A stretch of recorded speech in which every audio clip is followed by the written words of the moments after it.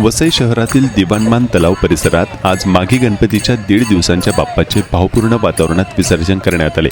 पर्यावरण संरक्षणाचा संदेश देत नगरपालिकेच्या वतीने उभारण्यात आलेल्या कृत्रिम हौदात गणरायाचे विसर्जन करण्यात आले।